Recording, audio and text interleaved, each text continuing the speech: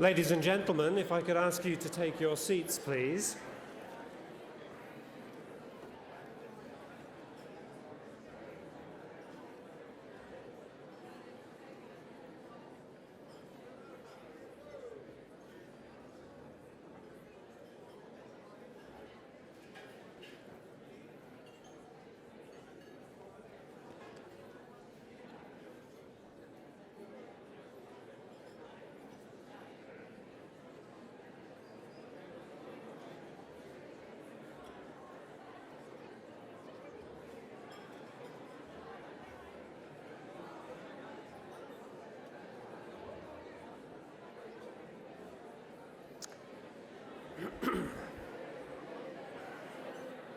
Ladies and gentlemen,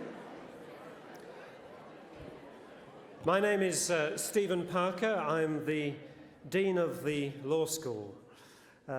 Professor Louis Waller and Mrs. Wendy Waller, distinguished guests, colleagues, ladies and gentlemen, on behalf of the Monash Law School and Monash University, welcome to the Monash Law Commemorative Dinner to honour the accomplishments of Professor Louis Waller, who retires from the faculty at the end of this year after 35 years' service.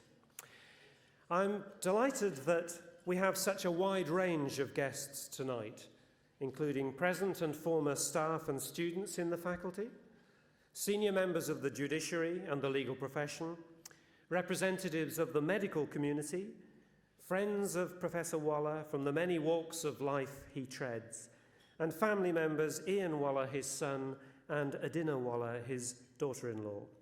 This very diversity of attendance is a tribute to the breadth of affection and esteem in which Louis is held. I wish to acknowledge the presence here tonight of Sir Zelman and Lady Cowan, Justice Michael Kirby, who will be speaking to you later, Richard and Leslie McGarvey, Sir John Young, and Dame Margaret Guilfoyle. I also acknowledge the external members of our faculty board, Mr. Jack Fagenbaum, QC, Ms. Kate Hammond, Justice David Harper, Justice Nahum Mushin, Mr. Kevin Pose, Judge Tony Smith, Justice Mark Weinberg, and Mr. Paul Willey, QC. I'm pleased that Mrs. Catherine Derham Moore, the daughter of the Foundation Dean of the Monash Law School, Sir David Derham, and herself an alumna of the law school, could be present also tonight. The Vice-Chancellor of Monash University, Professor David Robinson, is overseas and sends his apologies, but he's well represented by the three Deputy Vice-Chancellors, Ms. Alison Crook, Professor Peter Darvell, and Professor Alan Lindsay. Now, lest it seems that I will be reading out the entire guest list, so illustrious is it, I will stop after mentioning two further categories of guest. First, it's pleasing to see former staff members of the faculty here. Some are faculty board members, and I've mentioned them already, but others include Professor Ron McCallum, who has travelled from Sydney to be with us, Dr. Henry Finlay, who has travelled from Hobart, Dr. Ian Hardingham, QC, Dr. Danuta Mendelsohn, Dr. Leanna Darvell, Mrs. Leonie Tsarbo, Petal Kinder, and Pamela Lister. And second, it's pleased to see so many Monash Law graduates.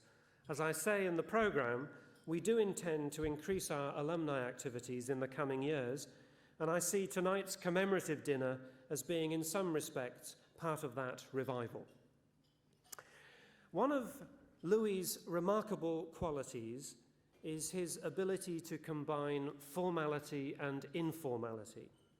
He blends warmth and affection with an elegant and precise sentence structure. In our planning for tonight, we've tried to achieve this balance of form and informality also. It is a black tie dinner because that's the appropriate way of reflecting a long and distinguished career during which Monash Law School has moved from a fledgling faculty to a major national and international law school. But in our speeches and our interstitial entertainment, there is some levity, or at least that is what is intended. which brings me to the Master of Ceremonies. Before we meet him, there is a long-standing member of staff who's indicated that he'd like to say a few words. In fact, despite an alarmingly poor attendance record at any staff meeting, he has insisted on it. A graduate of the University of Melbourne, if you'll excuse the indelicacy, he has been around the Monash Law Faculty since 1964, if not before. His contribution to faculty life has been equalled only by his teaching prowess and research output. No doubt, he has a good excuse for the last 36 years, and I, for one, look forward to hearing it. With a special presentation entitled Where's Waller? Louis in Context, 1965 to 2000, please welcome, or at least politely acknowledge, Mr. Laurie Brownlee.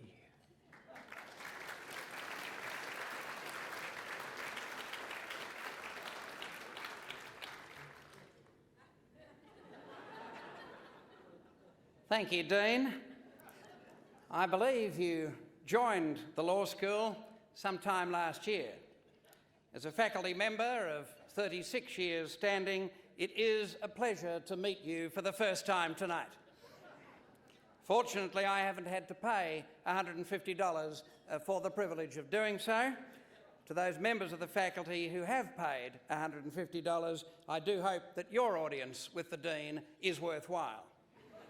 However, our main purpose, indeed our dominant purpose this evening, is to pay tribute to Louis Waller. For my part, I certainly have no intention of turning this necessarily brief 90-minute overview into a full-blown lecture. A lecture being that process whereby the material in the notes of the professor is transferred to the notes of the student without passing through the mind of either. Peter Louis Waller has been on my mind for the best part of 4 decades. At Melbourne in the 50s, he graduated LLB with honours. I graduated LLB barely and preferred to enjoy myself. He was off to Oxford and Magdalen. I remained here and was relatively optimistic. 30 years later, he had cheered up considerably and was bursting with head notes, as this exhibit shows. At the Monash Law School in '64, I was a foundation scholar. If the staff had not pitched in, it would never have been built. In the morning, we'd put up a slab on site, then we'd knock off a slab down the knot each night. And was Louis hopping in there and getting his hands dirty? No fear, he was busy sucking up to the Vice-Chancellor. When the law school was opened, there he was, on the right, lining up for his platinum parking permit. In the 60s, he seemed to be seen with everyone, from master's candidates in entertainment law to PhD students in aerospace law. Oh, wrong one. But of course, his main claim to fame was criminal law, or so he had hoped. This was his first lecture. He was so disappointed that no one had turned up, he set about raising his profile by befriending known criminals. Barely in the picture, and very wisely so. He even recaptured a convicted murderer. But his plea for mercy failed on appeal. He hadn't remembered the first lesson of legal process. You can't be a judge in your own cause. I could have told him that. It's all here in his book.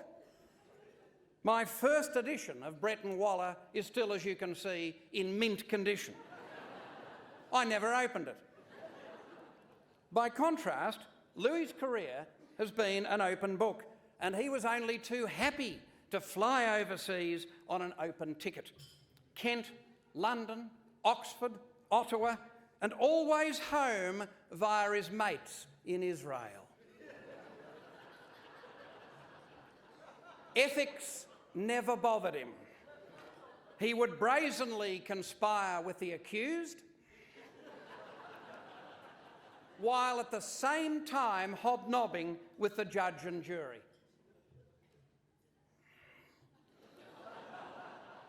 His work in law reform saw him consorting with high-ranking suspects in the law of false pretences and passing off, American constitutional law, royal family law, international maritime matrimonial law, the law of comparative religions, and the law of in vitro fertilisation.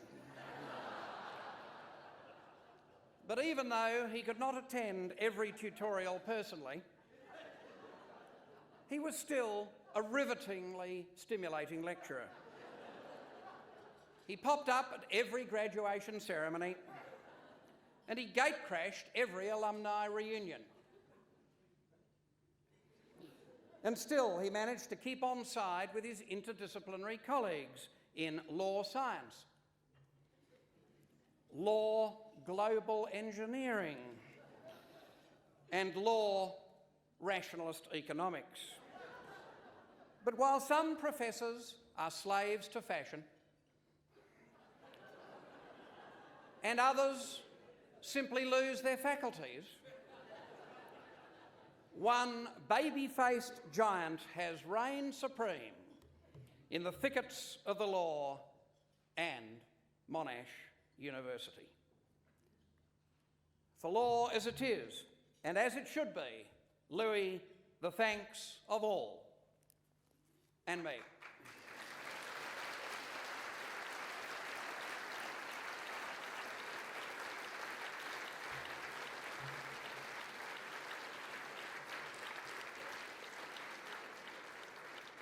I tried to get the photo, or rather the eyebrows right, Louis. It was the best that my makeup person could do, working only from your photo. Nearly 25 years on and still play acting. Pathetic, isn't it? I'm relieved to be myself at last and honoured to be your Master of Ceremonies. A Master of Ceremonies is a person who invites the guests to enjoy the evening and then comprehensively prevents them from doing so until after he has finished speaking. Apart from the luminaries alluded to by the Dean, we have present a decent quorum of Louis's infamous co-conspirators in the Granville-Williams affair: the co-writer, the LSS president, the recording engineer, and the makeup artist, not to mention the principal questioner. The photographer and the chauffeur send their best wishes. More significantly, we have apologies and greetings from the likes of Simon Crean, Professor Anthony Fisher, Peter Costello, Hal Hallenstein, Professors David Allen and Mary Hiscock, Mr Justice Murray Kellam, Sir Louis and Lady Matheson, Dr Davis McCackey, John Prescott, Hugh Stretton, Joycey Tour, Dr Robert Dean, Sir Darrell Dawson, soon-to-be Justice Bernard Bongiorno, Dr Gavin Griffith, and Dr Mick Dodson, who writes, "Will you kindly pass on my very warm wishes to Professor Waller?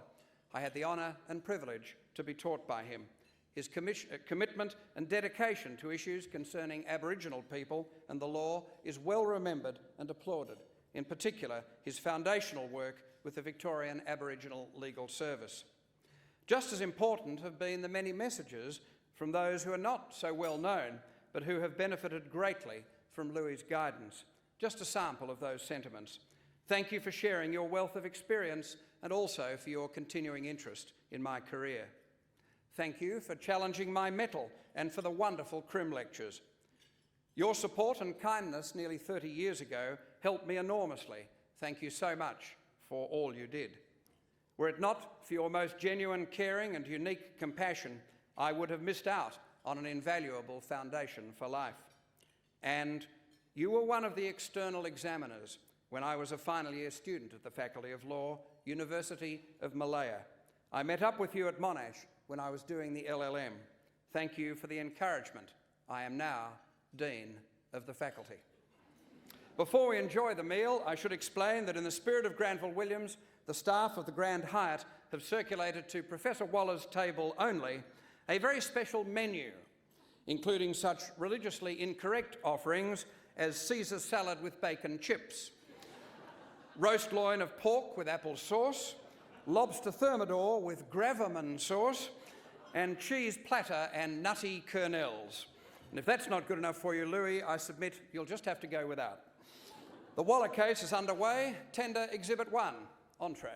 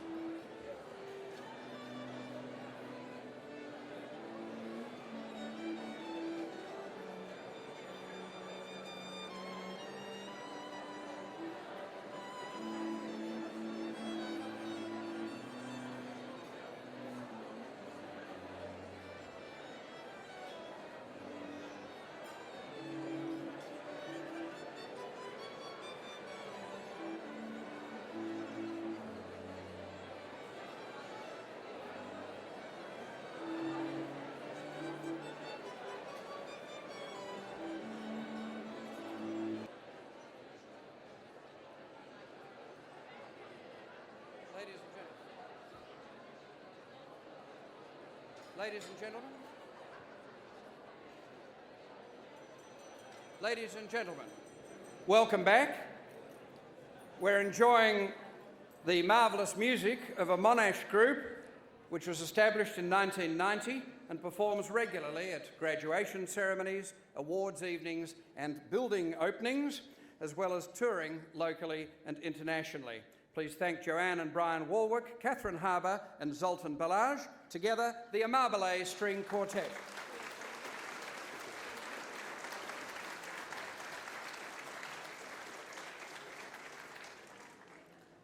Over 35 years, things have certainly changed a bit out at the farm.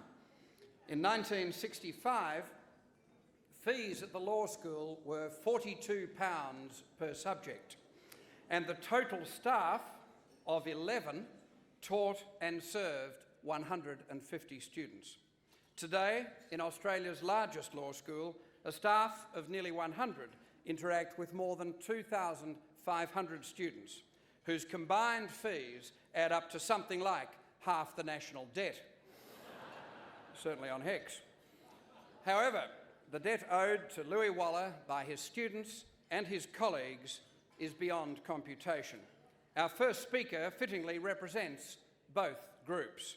At Monash, he obtained honours in every subject. Nauseating, isn't it? Since graduating BCL with first-class honours from Oxford, he spent nearly 30 years on the staff at Monash, including 10 as Dean. His enduring link with Louis has been forged through 4 editions of Brett, Waller and Williams, criminal law, text and cases. After all that proofreading, any sane person would need a good lie down. Luckily, the faculty can spare him a seat. Holder of the Sir John Barry Chair of Law at Monash University, Professor Bob Williams.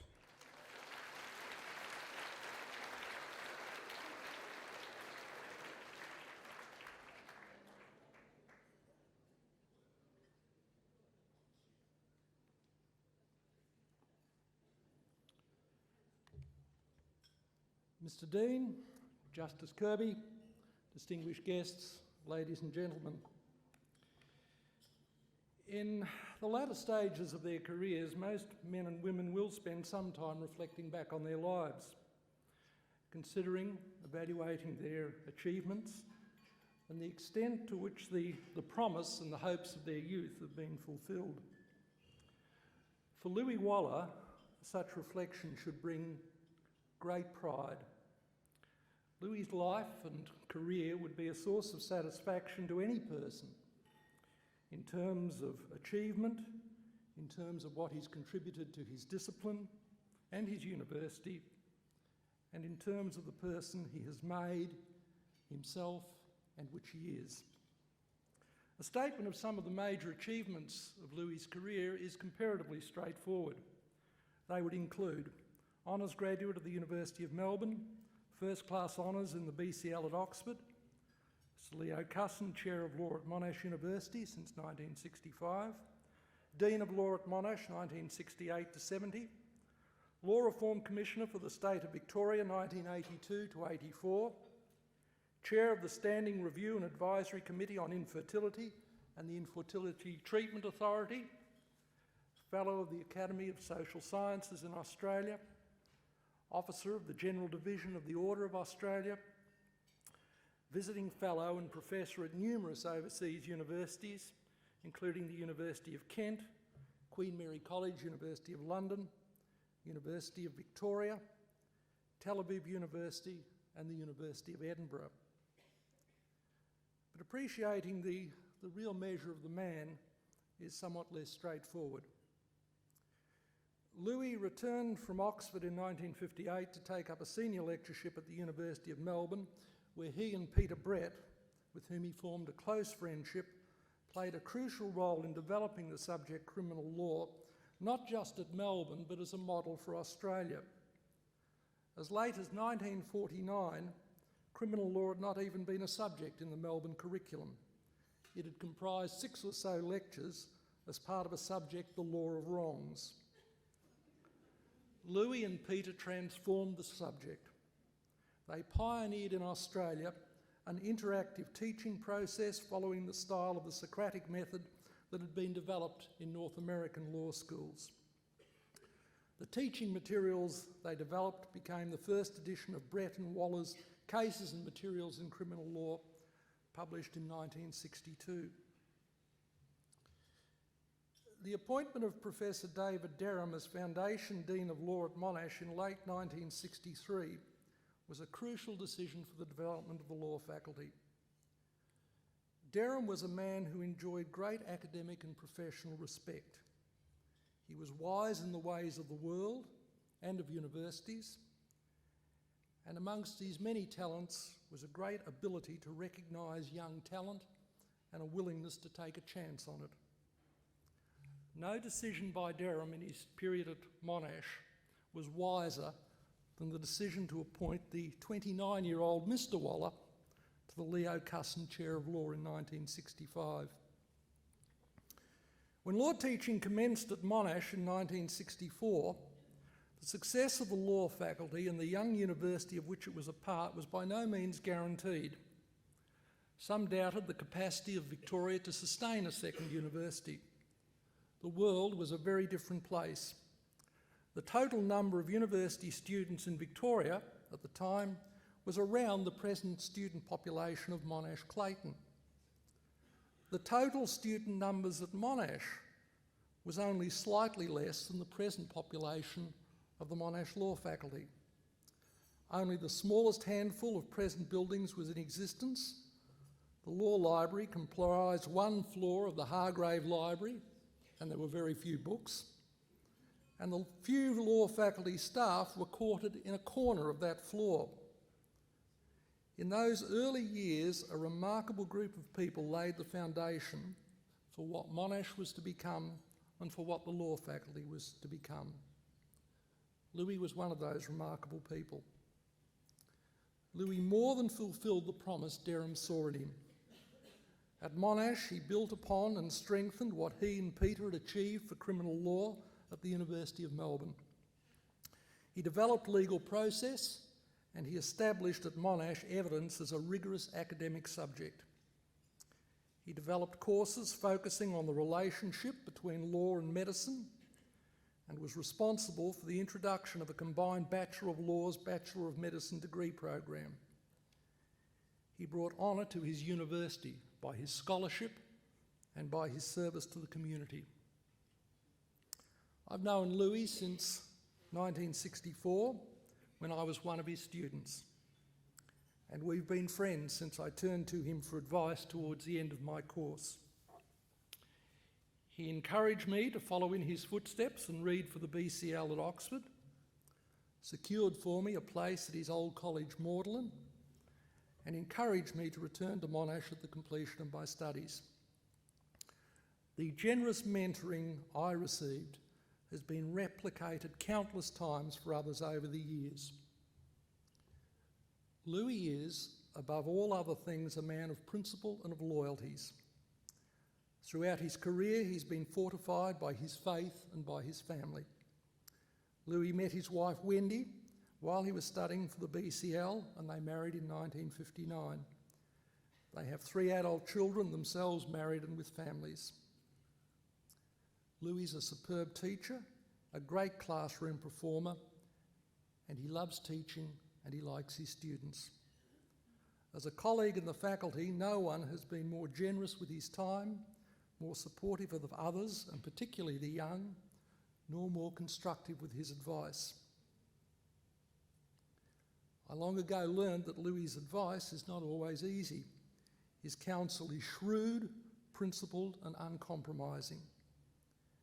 Go to Louis for advice and you may be told that which you would prefer not to hear, and you may be advised to do that which is going to prove difficult. But that which is true is frequently uncomfortable to hear, and that which is right is frequently difficult to do. In seeking to express the essence of what Louis has meant to us, and the essence of the person he is, I cannot do better than the words he selected to honour his friend Peter Brett in the preface to the 4th edition of Brett and Waller, the one which followed Peter's death. The words are appropriately from the sayings of the fathers.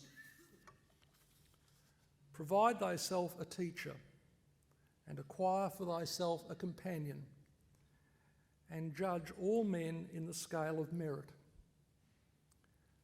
Louis has been our teacher, our friend, and just in his dealings with it all. For Louis, it has been 36 years at Monash. For those of us who have shared with him a part of it, or much of it, or all of it, it's been nothing but a privilege. Thank you, Louis.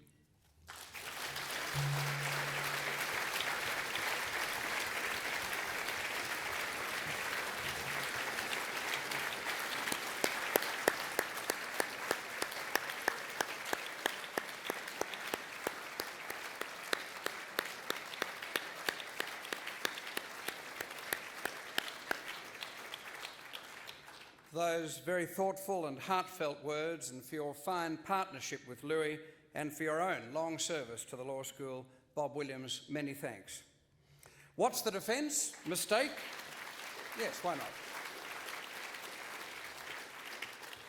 What's the defence? Mistake? Duress? Insanity? Drink? Come, confess. Provocation? Excessive force? Case adjourned. Bring on main course.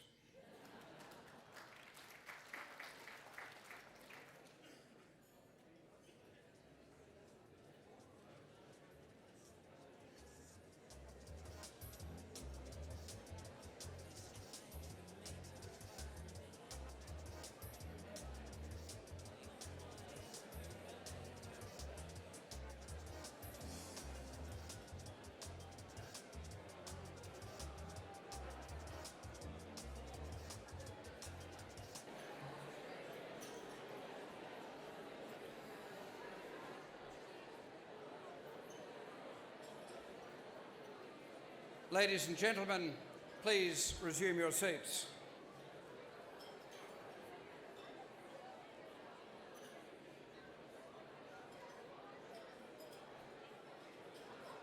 I realise the staff are still clearing the tables, but I know they'll keep it as unobtrusive as possible. Shh. Thank you.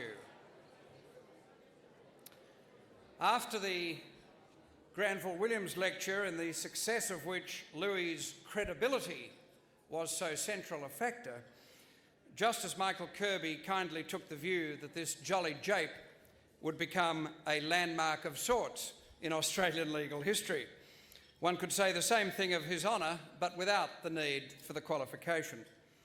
In 1974, at the age of 35, he was, and I believe he remains, the youngest person appointed to federal judicial office in Australia.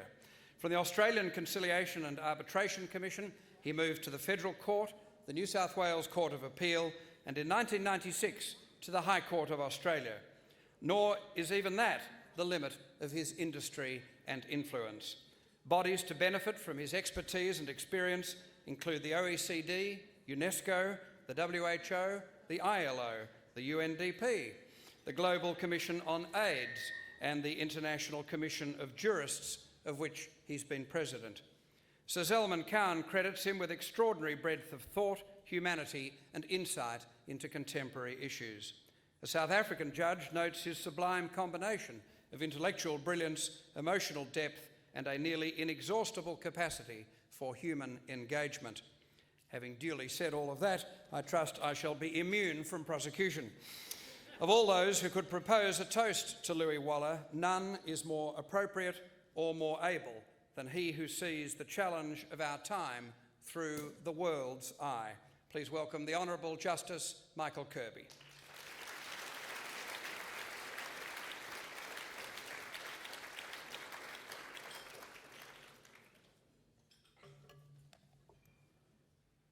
It's very nice of you Melbourne people to invite a Sydney and Canberra person to come down and share this evening with you.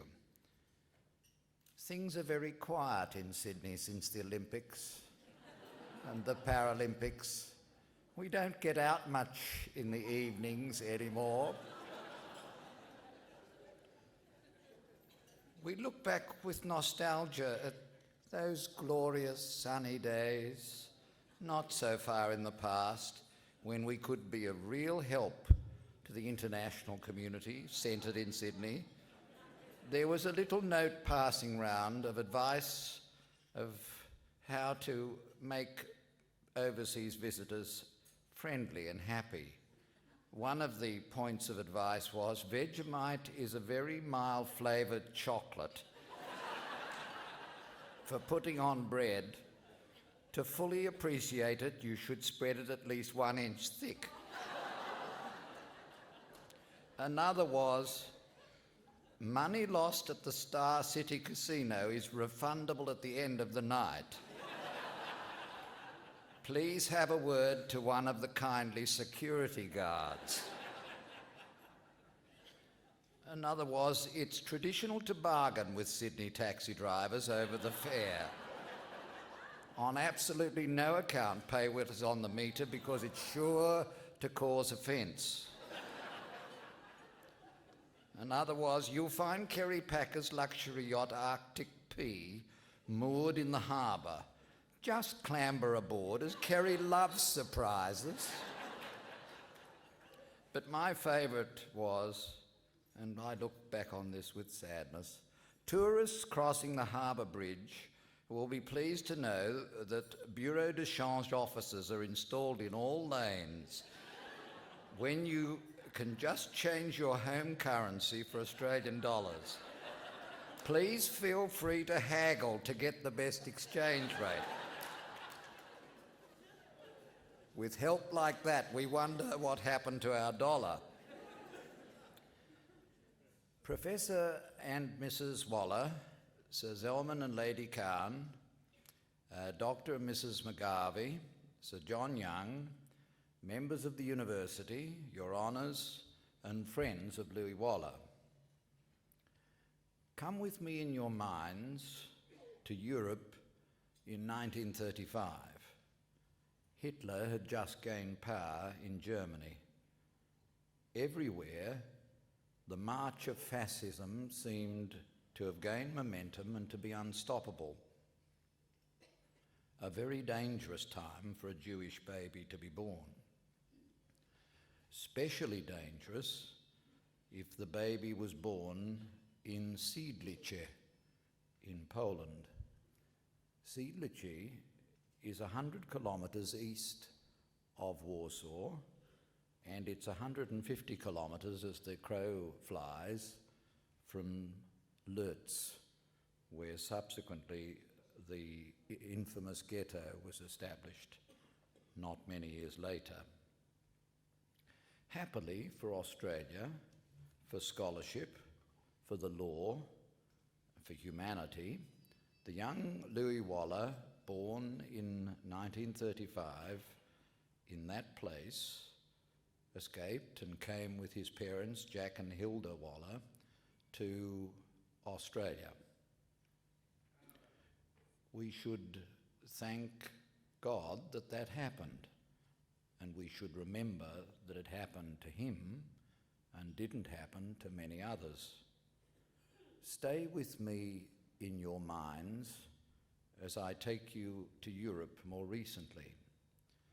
I was in Amsterdam earlier this year, for my partner comes from Holland, and I was visiting his family, and of course I went to that most beautiful jewel of a city, Amsterdam, and I went to the new Jewish museum, which is built on the site of two old synagogues where, under the protection of the Dutch Republic, Jewish people gained refuge in Europe, but were unable to gain refuge from what was to happen in the occupation of the Netherlands during the war. It's a wonderful museum, and if ever you go to Amsterdam, you must go there for your education and to reflect.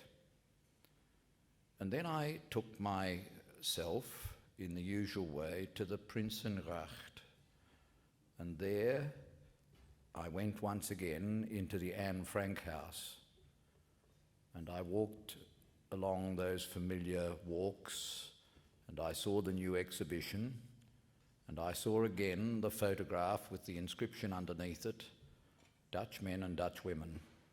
Don't think that this was only done by the foreigners, by the Germans. This could not have happened without Netherlands policemen, without Netherlands farmers, without Netherlands storekeepers. We must look into ourselves and not blame others for all of this."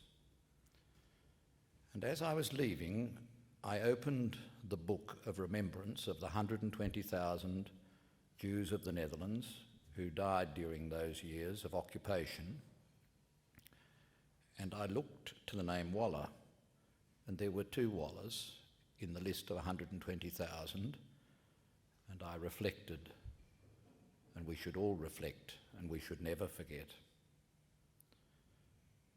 Earlier this month, I was on a plane to a conference that Louis would have liked to attend. It was the conference of the International Bioethics Committee of UNESCO.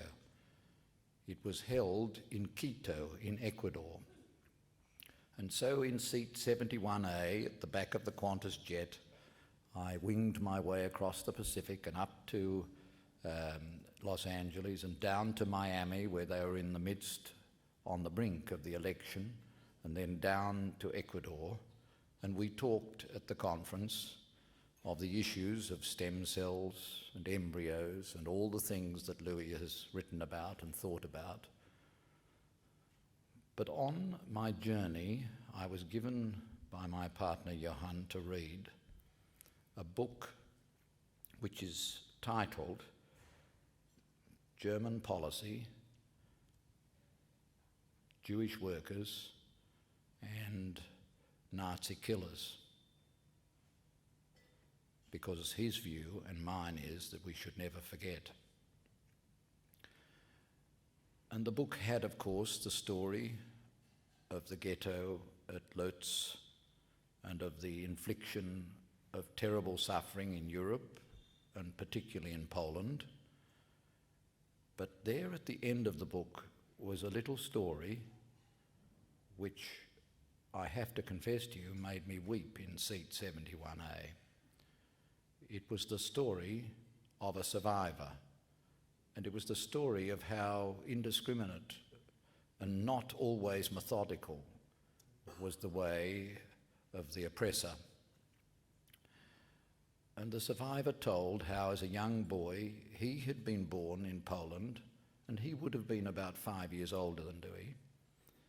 And when the occupation came, he was taken as a young boy to work as a servant in the household of a German soldier. And he worked in that household and got to know a boy of the household named Erich. And then they were parted, and the Jewish boy was sent into Germany because he was old enough then to work in the munitions factory. And he worked in the munitions factory under the watchful eyes of the SS, and he was marched at the end of each day from the munitions factory to the barracks where he and his co-workers, the Jewish workers, were kept under the watchful eyes of the Nazi killers. And one day, as he was walking along a country road towards the barracks, he looked to the right, and suddenly he saw Erich. And he shouted out, "Erich!" And Erich looked at him, and then Erich looked with astonishment and sharp fear. And without acknowledgement, for it was a serious offence to acknowledge a Jew, Erich ran away. The next day, as the Jewish boy was walking with the SS guards along the same road, and at exactly the same time, he reached the same point in the road, and there, standing on the corner, was Erich and his mother Elizabeth. And every day thereafter, for months, as these soldiers marched their care along the road, there was Erich and Elizabeth, saying nothing, signalling nothing, making no acknowledgement. They were just there. It's very important for us to remember these things, and it's relevant for us to remember these things because Louis Waller was born in Siedlce, not far from where these events happened, and happily, thanks be to God, he's with us tonight after a lifetime of accomplishments. But we must reflect in his presence upon those who didn't survive, and we must reflect in his presence upon the example for freedom, for human dignity, for human rights of Erich and Elizabeth. We've heard tonight of Louis Waller's great career. He is another product of the University High School in Melbourne. I'm a product of Fort Street High School in Sydney. We must encourage and support our public schools. They are the way that children of parents of modest means reach positions of responsibility and contribution. Louis Waller, as we've heard, went to the University of Melbourne, and a star-studded academic career took him to Oxford. He came back to that most lowly position of tutor at the University of Melbourne, and he was a senior lecturer in law there when he taught Justice Hayne. I was speaking with Justice Hayne today in the High Court chambers in Melbourne, and I asked him, what was his recollection? Electric lecturer, absolutely electric, he said. He was an inspired teacher. He would pace backwards and forwards. He would fiddle with the chalk. He would get the chalk all over his blazer. But he engaged us. We sat there, he said, in our settled places, and he instructed us in the manner that Selman Cowan had brought back to the famous Melbourne Law School, the case book method, the law illuminated by individual cases, the living drama of the law, people's disputes and conflicts settled in our ordered, civilised way. I asked Justice Hayne if I could tell you tonight that everything he is and everything he has achieved can be laid at the door of Louis Waller. He said to me, "Look, Kirby, this is an occasion to honour Louis Waller, not to burden him with my life." But it was obvious from the glint in the eye when I mentioned Louis that he remembered, as so many of you in this audience remember, a truly inspirational teacher and a fearsome and sharp questioner. Everyone sat in their place and the questions came and went, and when it was your turn you trembled and the question came and you just had to do your best. I've sometimes wondered where Justice Hayne learned his diabolical capacity to ask questions in court. Now I know. In '58, whilst Louis Waller was at Melbourne, events began to unfold for the creation of the new Monash University. It was named for a great Australian, Sir John Monash, a graduate, as I learned today, not only in arts and engineering, but also in law. It's all laid out there in Peter Barmford's wonderful essay in the Monash Law Review, volume 15, on the foundation of the Monash Law School. It's a magnificent story. And out at Clayton, named after the solicitor John Hughes Clayton, of 1853 to 1870, solicitor of Melbourne town, a new and now most famous law school was fashioned. But it wasn't just fashioned out of bricks and mortar. It was fashioned out of people, and above all out of writers and teachers and thinkers. And Louis Waller was one of the first and foremost of them. His chair, the Sir Leo Cusson chair, was well named, for Cusson was one of the greatest of Australian judges. Dixon, you'll remember, on his retirement, expressed regret that 2 jurists had not been appointed to the High Court of Australia in his lifetime, namely Jordan of New South Wales and Cusson of Victoria. And Louis was there at the creation. I discovered today, reading one of his essays, the origin of that expression, there at the creation.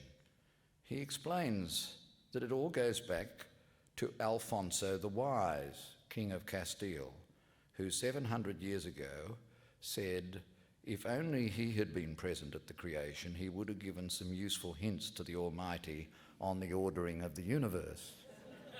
Well, Louis didn't have to do that because he was there.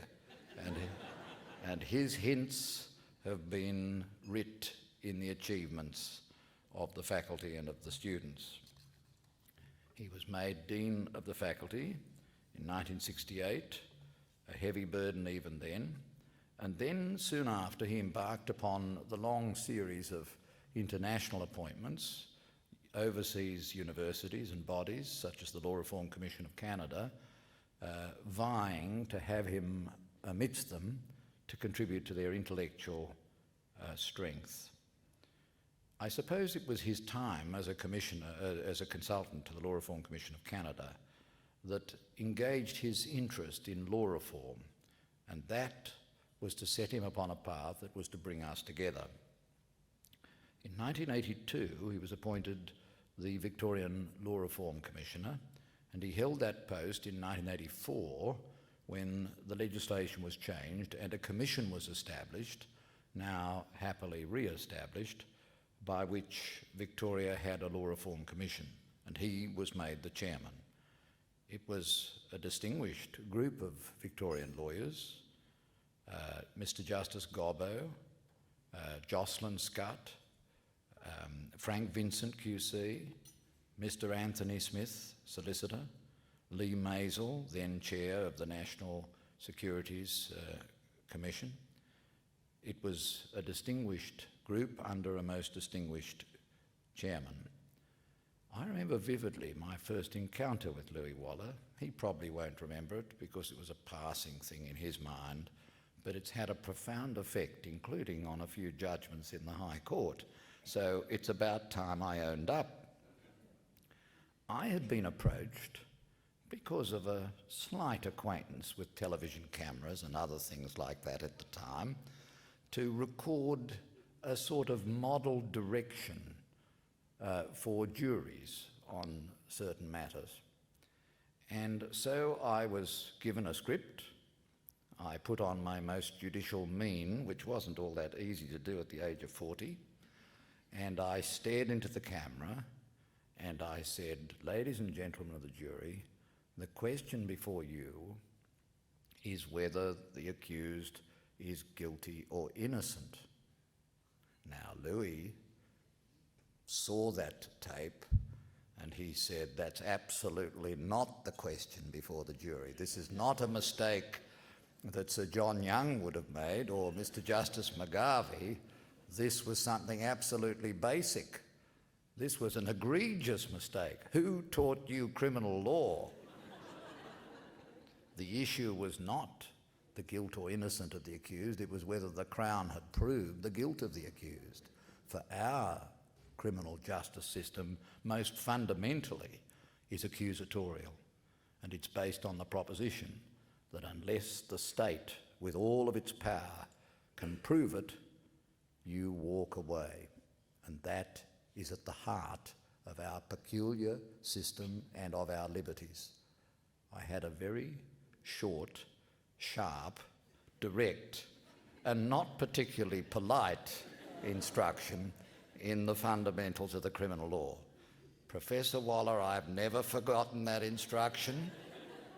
We sat last week in the High Court of Australia in 2 cases concerning the right to silence and the conduct of the criminal trial, and ringing through my ears were the propositions: the issue is not whether the accused is innocent, it's whether the Crown has proved the case beyond reasonable doubt. So I can attest, though never a student at Monash, to the electric teaching capacity of our hero.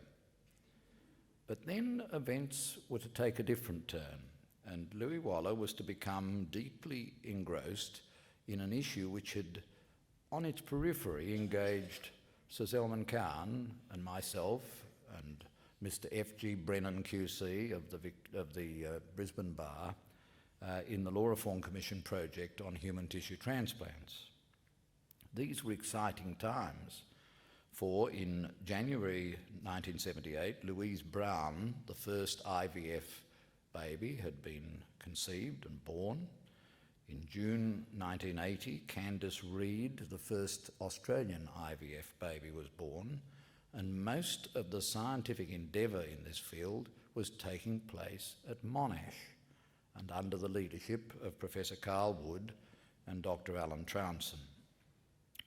And so it was natural, because this was the centre in Victoria and at Monash of the most important work in Australia, and at the time, the most important scientific work in the world on IVF, that a committee should be established to examine the legal, ethical, social implications. And who better to chair it than Professor Waller? In Reform, the journal of the Australian Law Reform Commission, which had a most diligent editor at the time, there was a quotation of Louis Waller's statement when asked how would he reconcile Jewish teaching with independent examination of the issues of IVF. His answer was as direct and clear as it was honest. Jewish teaching on such matters is a closed treasure chest. It should be opened. And that teaching and other teaching was opened in the work of the committee, and it wasn't at all easy, because to this very day, and in Quito just 2 weeks ago, the same debates were being agitated. On the one hand, there are those who believe that the embryo is the beginning of human life and therefore must be a life in potential and therefore must be accorded total respect and therefore can't be treated as an experiment and can't be washed away and can't be frozen because it is human life. And there are others who believe that it begins at the quickening, and others who believe it begins at the primitive streak when, after a certain period, I think it's 48 hours, the first sign of the spine appears. Others believe it begins, as Islam teaches, with ensoulment after 3 months. Others believe human life begins at birth. So this was the quandary.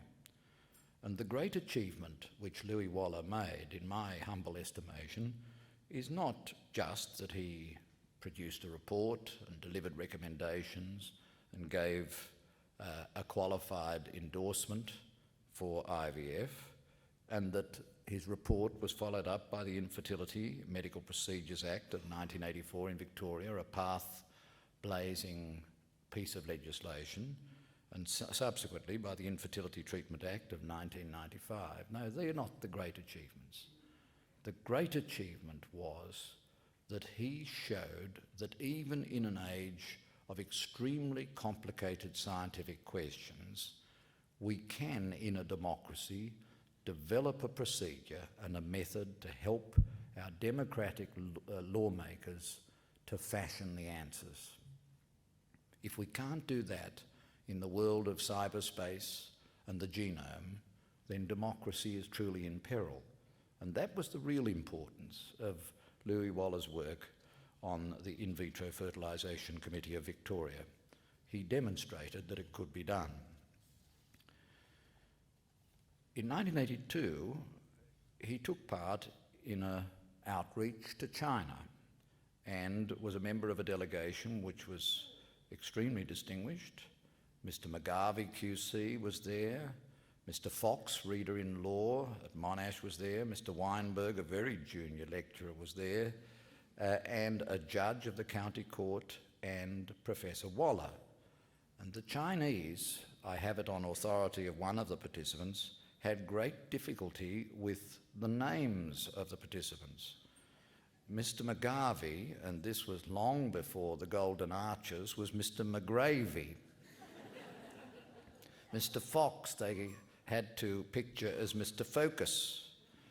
Mr. Weinberg became Caspar Weinberger. And they never got Professor Waller's name wrong. It was always Professor Waller.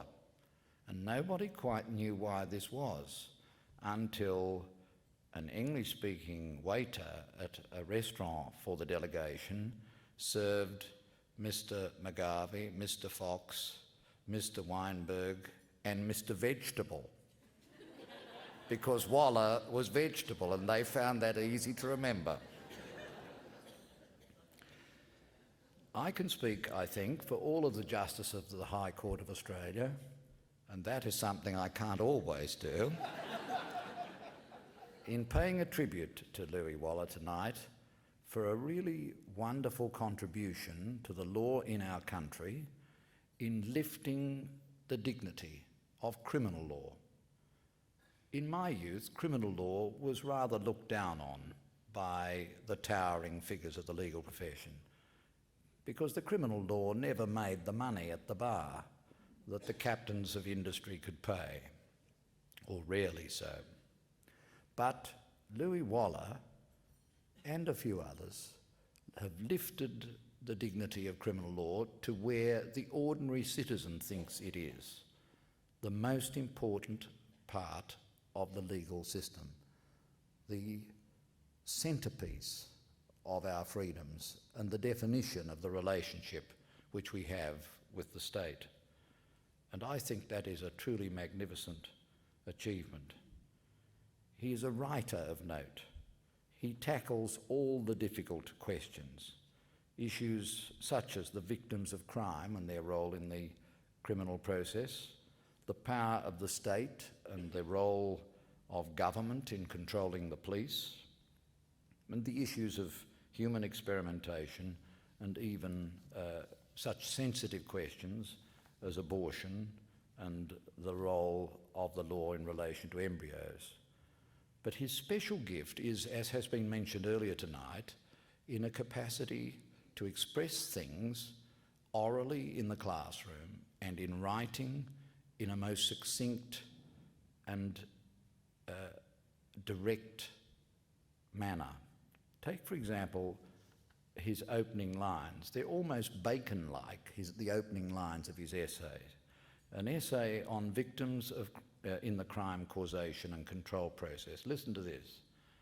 It is a mark of this age to mark the ages.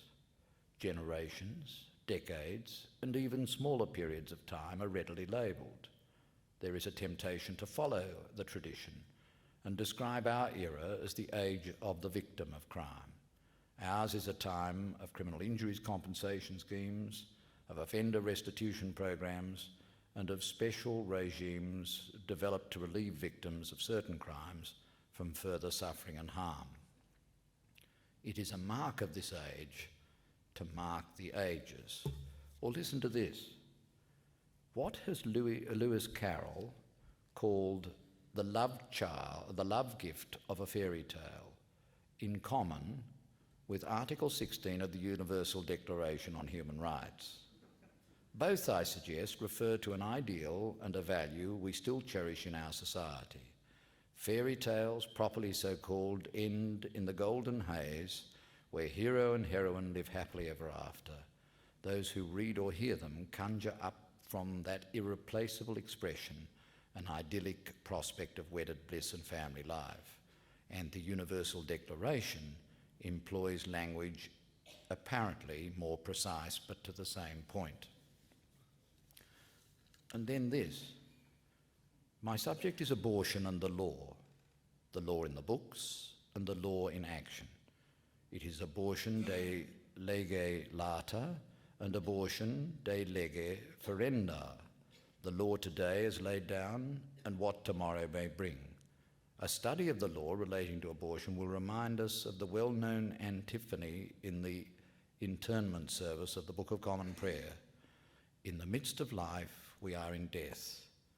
A contemporary graffito embroiders the same thought, quote, life is a terminal disease sexually transmitted. A great gift in epigrammatic expression, and it isn't given to every lawyer. So, this is a teacher and a writer of rare talent, but not just in matters of style. He has, as we've heard, served as the foundation president of the Aboriginal Legal Service. He has been the chairman of the International Humanitarian Law Committee of the Australian Red Cross.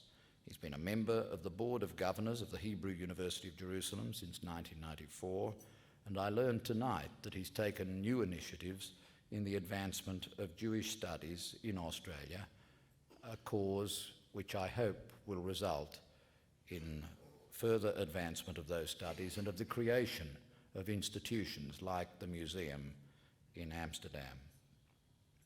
So, that's why we're all here, to honour Professor Louis Waller. He is a remarkable teacher, writer and friend. When we are here, we think of Kipling's poem on his teachers. Bless and praise we famous men, from whose bays we borrow, they who set aside today all the joys of their today, and by toil of their today bought for us tomorrow. Bless and praise we famous men, men of little showing, for their work continueth, and their work continueth, broad and deep continueth, great beyond their knowing. I honour Louis Waller because when the difficult problems were around, like Elizabeth, and like Eric, he was always there. I ask you to rise and join with me in a toast. Louis Waller.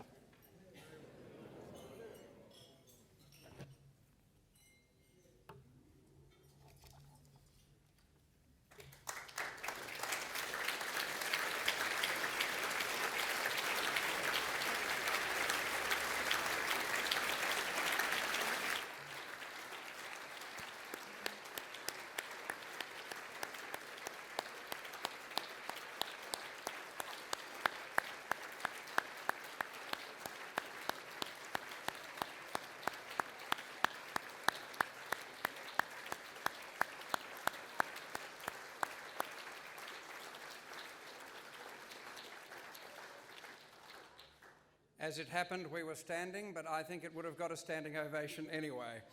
For doing honour to our guest of honour, thank you, Your Honour. It's been an honour.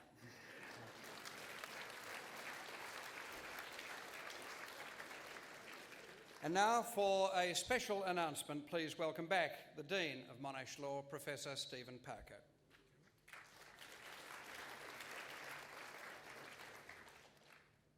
Ladies and gentlemen, you've heard full and appropriate tributes from my colleague, Professor Bob Williams, and from Justice Michael Kirby.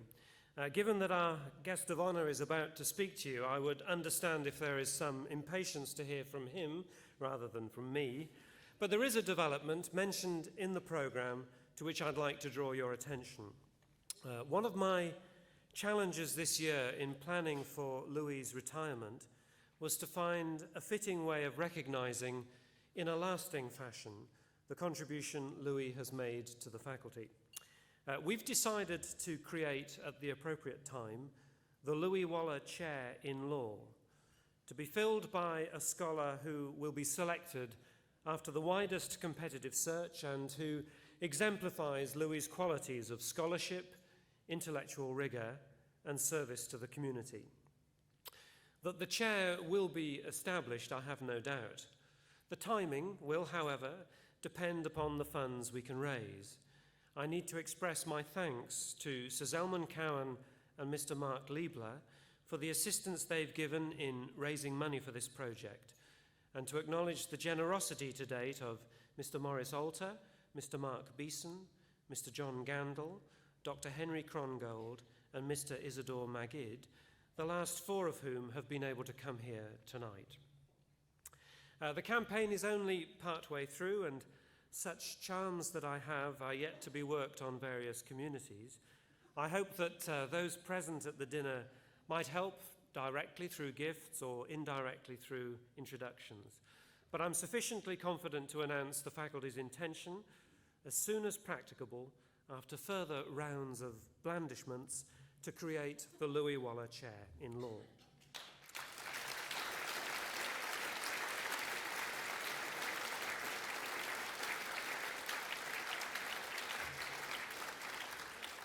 I now hand you back to our Master of Ceremonies, who I now learn is Campbell McComas, and ask him to introduce our most honoured guest.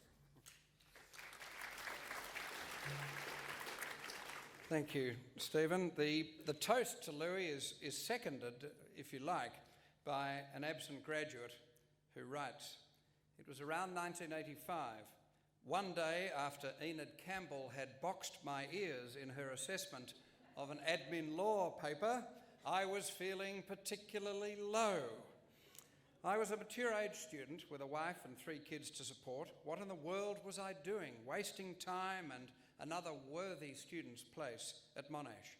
I'd been told the study of law was a doddle, and all you really needed was a bit of common sense and relatively clean fingernails. That was not quite correct. I was deeply depressed and had decided to give it away. As I walked up the stairs of the law building, you were coming down. I had taken a couple of your subjects, but we had never before spoken. We said hello and spoke for only a few minutes. I told you I'd had enough. I would never forget your words of encouragement. You told me to hang in there and not to give up. You spoke of the great personal rewards of country practice and that the feelings I had that day were not uncommon. As you will note, I did continue, and have carved out a very satisfying career in a country practice. If you'll excuse a little shameless and sentimental self-indulgence, I shall introduce the man of the moment in exactly the same impeccably chosen words with which he himself introduced a close friend of mine so many years ago. This is a unique occasion in the history of the Monash Law School. I don't think it's necessary for me to speak at length in introducing the speaker, and I shan't do so. Time is limited, and what he has to say is on this occasion of much more significance than anything I could say. Ladies and gentlemen, the speaker, Professor Louis Waller.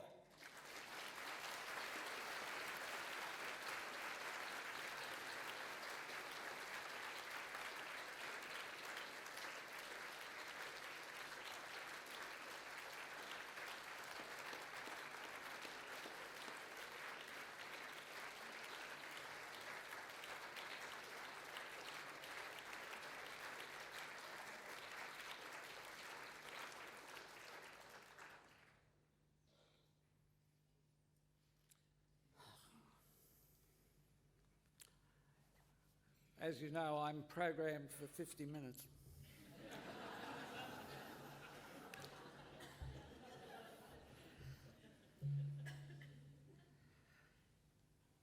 Campbell, Stephen, Bob, Michael, dear friends, it's a little late for me to speak now. I echo the first words Ned Kelly spoke when he stood in the dock not too far from here.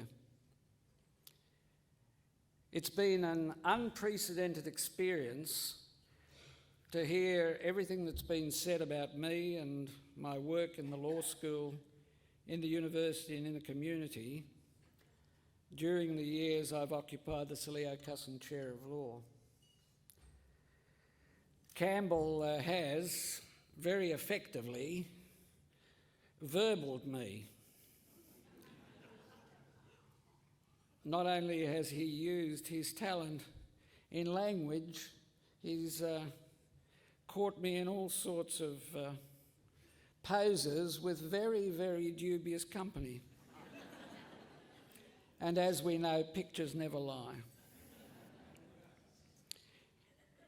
And to think that I remember him as a fair-haired, pink-cheeked, quiet, even shy student in my evidence class, sometimes seeking shelter behind his fellow student Jack Hammond. Not a difficult goal to achieve.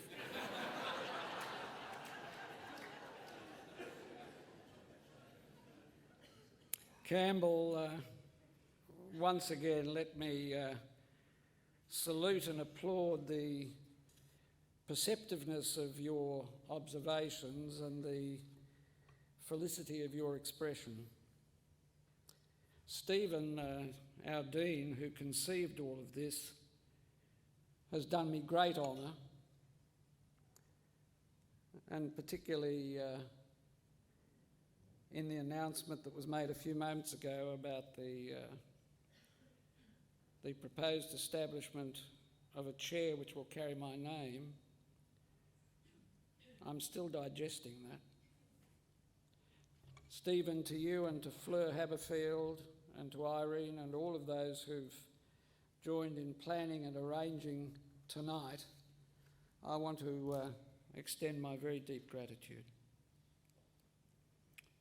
Bob, who as you heard was my student, became my colleague, my scholarly accomplice and co-author, and my very good and loyal friend, has come to know me warts and all. I want to thank you, Bob, for the generosity of spirit you've shown once again, and for your really exquisite discretion in choosing those matters that you mentioned in your speech. Michael,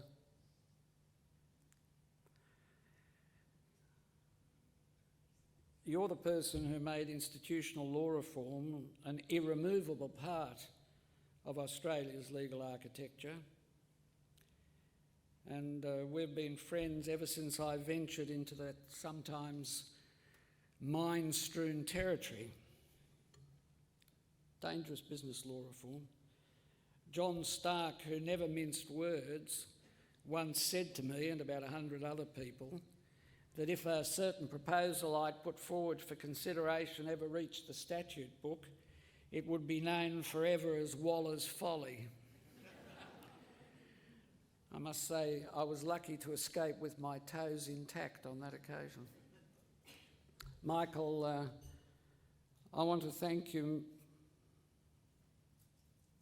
very, very warmly for what you've said about me this evening and for shaping the context in which you spoke about me.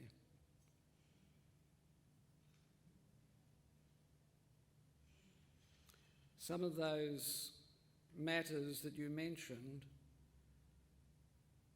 are often in my thoughts, and they are never entirely absent. Let me thank you tonight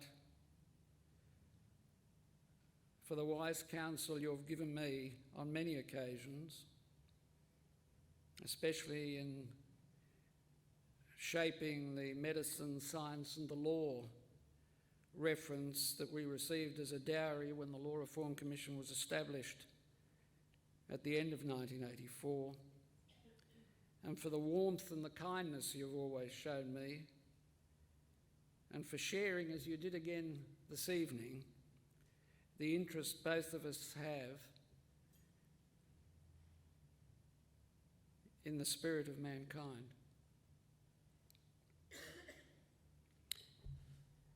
It's a night when I wish my parents, may they rest in peace, could be here. I've been wont to say, and I will of course say it again, that my father would have enjoyed the speeches and my mother would have believed every word.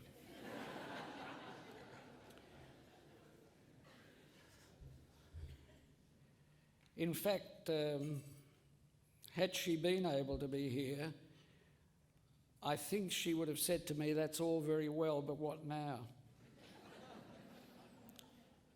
It is to my father that I owe a lifelong love of books and reading, and to my mother and to my father, such sense as I have of what is really important in life. I became a law teacher because of the example of my teachers.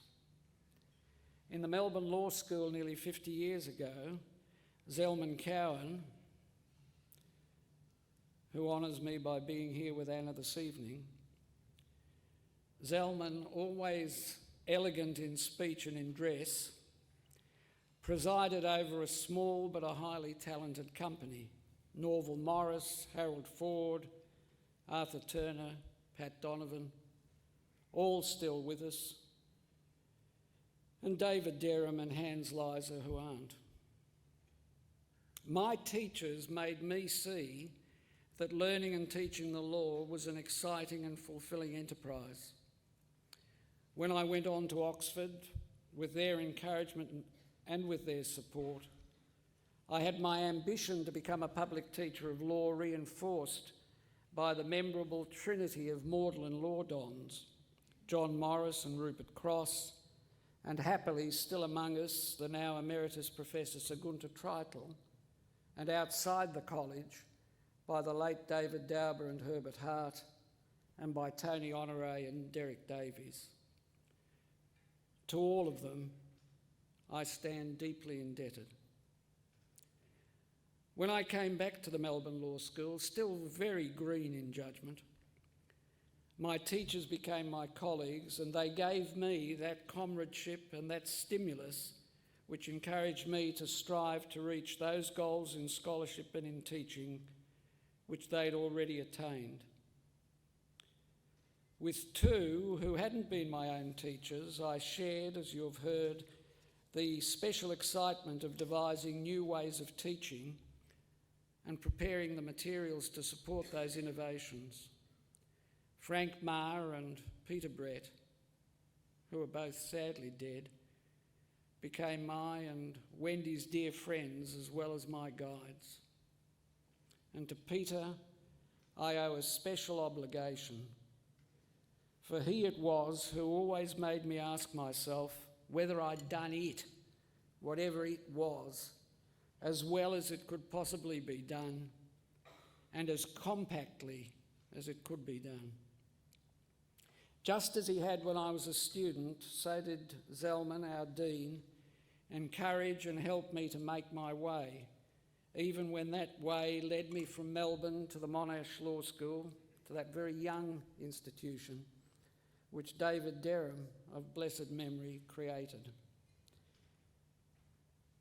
As my dear friend and colleague Richard Fox put it so fittingly in his generous and affecting minute of appreciation delivered at my last faculty board, David reposed his trust and confidence in me when I became the first Professor of Law appointed by Monash University.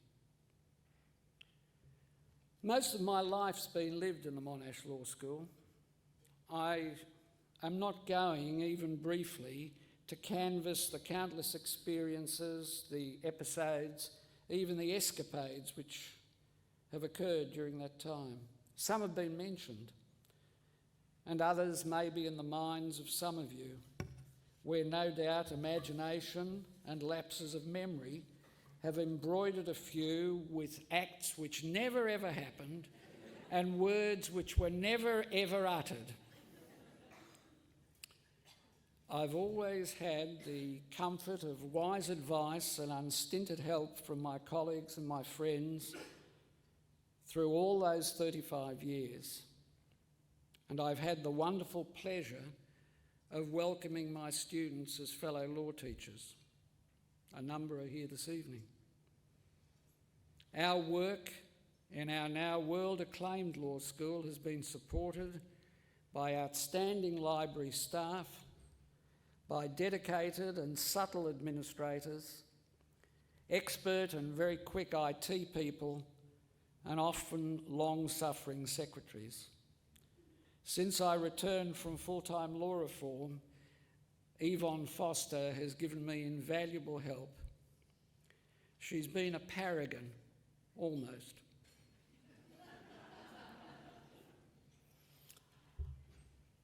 I came to my inheritance in the law, as you've heard in such moving expressions from Michael, born into and bred in a tradition older than the common law. It was in David Derham's classes in jurisprudence that I realised how my Jewish learning might sometimes illuminate my understanding of the common law and vice versa. And it's in this university, in this final decade of my service to it, that it's been a matter of great pride and satisfaction that I have, in the company of some who are here this evening, played a part in establishing our Australian Centre for Jewish Civilisation and see it begin to flourish. It's from the well springs of Jewish learning that I draw a sentence of inimitable beauty. Talmido shel Adam nikra bano. A person's student is like her or his own child. Tonight, as I reflect on the ranks and the rows of those before whom I've stood as their teacher, I know the truth of that statement. Like my children, my students have always made me reflect on what I said to them and how I said it, how I listened to them and how I responded. When I hear of their successes, I literally beam with pride when they tell me, as they have these last weeks, in letters, in messages, in calls, and even in chance encounters, that they remember me as their teacher and that the memories are happy ones. I think that I have done those progeny of mine some good. Tonight, you, speaking through Bob, through Michael, through Stephen, you have been kind enough to say to me that I have. It was from my own teachers that I also learned that part of the work of a law teacher was in service to the community, both in the work of law reform and in broader public activities.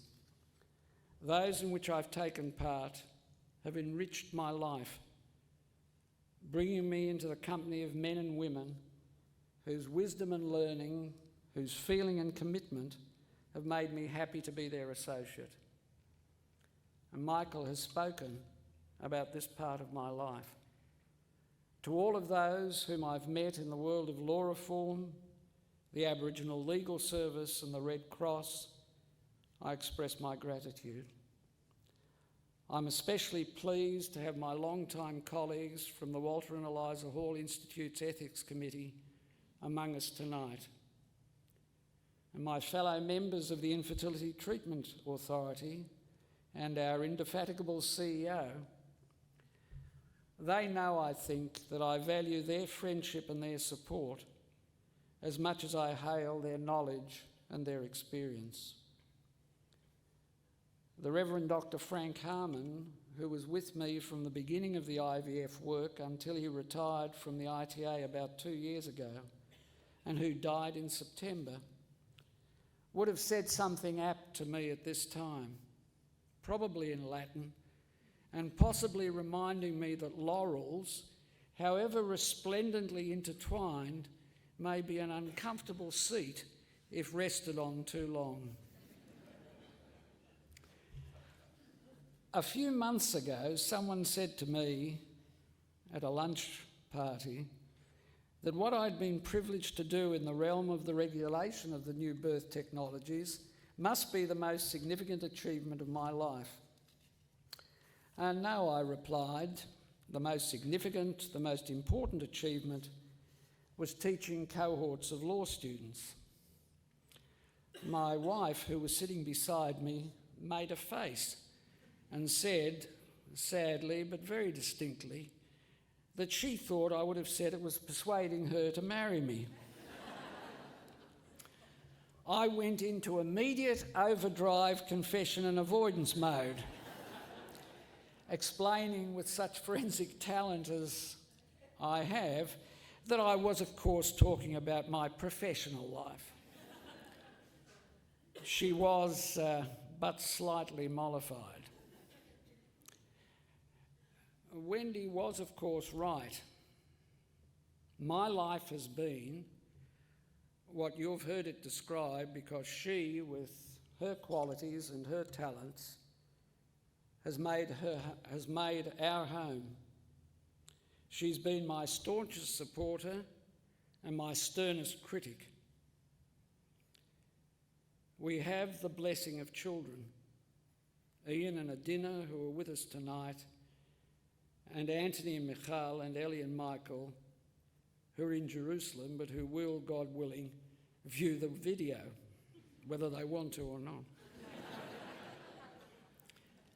And we have the special blessing of grandchildren. Our thoughts and our prayers are always with our beloved children and grandchildren. They're even more urgently directed to them now. We wish, and I know that this wish is echoed by all those who care for us, that there may be real peace in the city of peace, in the land of Israel, and throughout the world. And may it come without delay.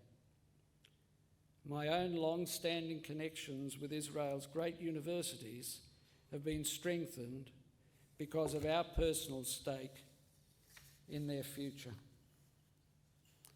My dear friends, when I was a final year law student, I met Oliver Wendell Holmes Jr. in the pages of his most famous book, The Common Law, and became an admiring reader. Since tonight is a retirement occasion, let me mention that Holmes retired from the Supreme Court of the United States when he was 91. A few years earlier, he and a fellow justice, strolling to the court, saw a most attractive young woman. "Ah," said Holmes, "to be 70 again."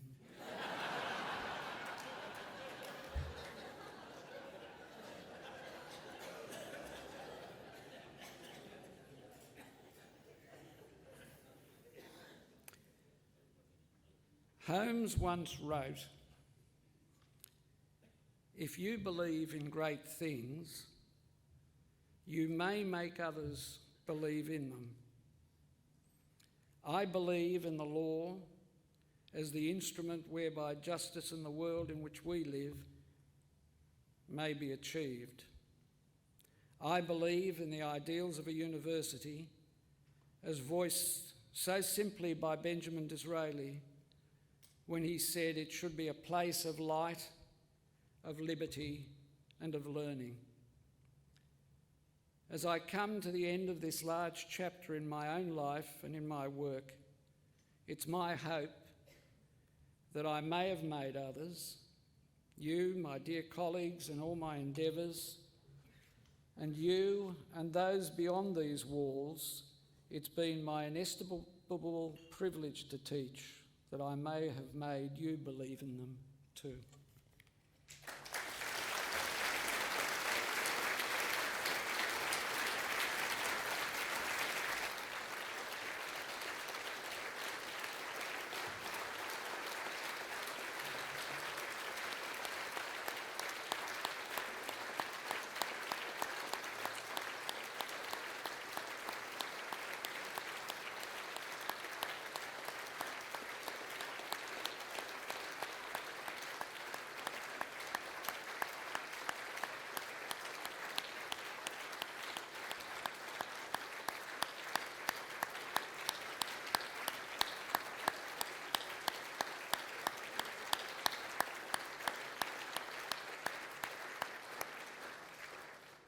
Not only the best lecturer I ever had, but the embodiment, I think, of that very fine phrase coined by an American, "I touch the future, I teach." L3 lives yet. We've clapped till it hurts, and now you get your just desserts.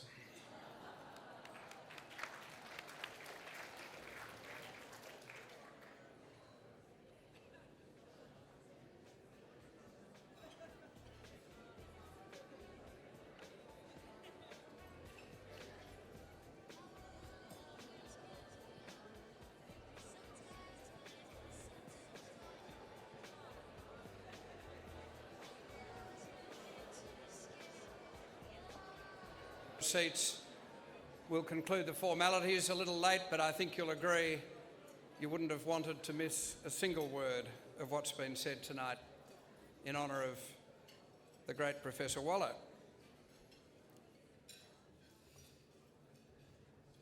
Thank you. Could I now reintroduce the Dean of Monash Law, Stephen Parker, for some closing remarks. Dean?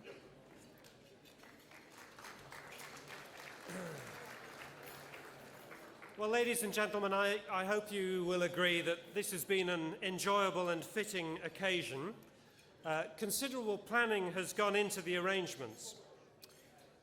Campbell McComas, assisted behind the scenes by Jack Hammond, devised the programme and the entertainment. As many of you know better than me, they were two of the conspirators in the Granville Williams hoax lecture, which played to a packed house of 400 staff and students in 1976, where Campbell appeared as the eminent jurist Granville Williams. A third conspirator was Mr. Marshall Segan, who is also here tonight.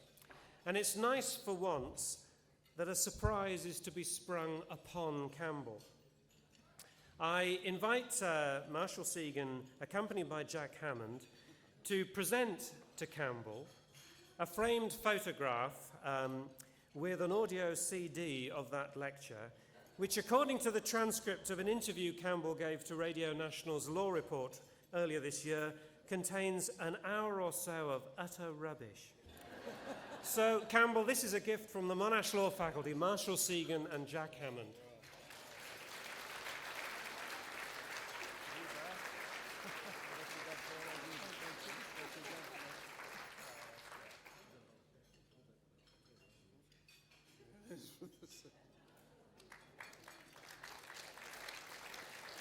I don't think that Glanville Williams ever thought he would live to see a CD of the lecture out in his name, and sadly the real Professor Williams passed away a little while back. Well, I must just very briefly relate, this is Louis's night, not Glanville's, but I must briefly relate that when an obituary was republished in The Age, an obituary to Glanville Williams of Cambridge, it was taken from an obituary in a London paper, and the heading had Glanville Williams, but in the body of the tribute somewhere was Granville Williams. So it was life imitating art, imitating life, and who knows where it'll all end. But I'm very, very touched. Thank you very much. As the Dean mentioned, Marshall has presented one presentation to Campbell, and from all of us that were in the team so many years ago when Professor Waller was very kind enough to introduce Granville Williams, we have prepared another gift which we trust will be hung somewhere in the library or in the faculty. So this is from all of the team to the university, and in particular the law school. I might add that Campbell McComas has created over 1,600 characters since that first character at Monash University Law School so many years ago.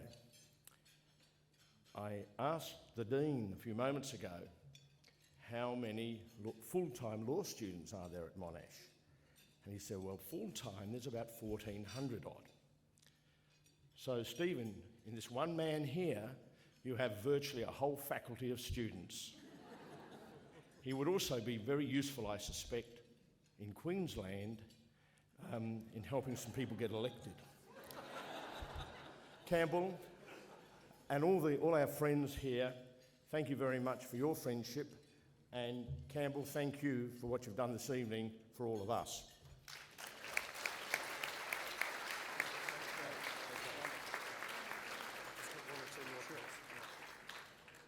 Thank you very much.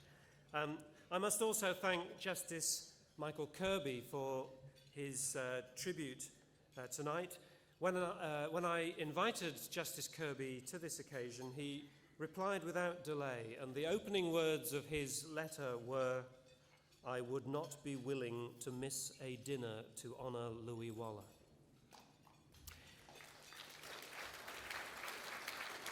I should say also that recently Justice Kirby gave the inaugural lecture for our new centre, the Ron Caston Centre for Human Rights Law, and he is a true friend of the faculty, and we're grateful to him. My predecessor as Dean, Professor Bob Williams, spoke movingly about Louis from the perspective of a colleague, and I thank him for that. Ms. Fleur Haberfield, the law school's new marketing manager, has worked ceaselessly and with great attention to detail to promote this dinner. Mrs. Irene Favaraja and her staff at the Monash Conference Management Office made the arrangements and worked with the obliging and responsive staff at the Grand Hyatt Hotel. The Amabile Quartet provided delightful music at various points in the evening. Ladies and gentlemen, this has been a milestone in the history of the Monash Law School, and I thank you for sharing it with us. I call upon Campbell McComas to close the proceedings. Thank you. Well, the Waller case is almost closed. It remains for me to thank, on your behalf, again, our speakers and those others acknowledged in the program who have made tonight not only possible but memorable. My personal thanks to my oldest and best collaborator, Jack Hammond QC, quite costly.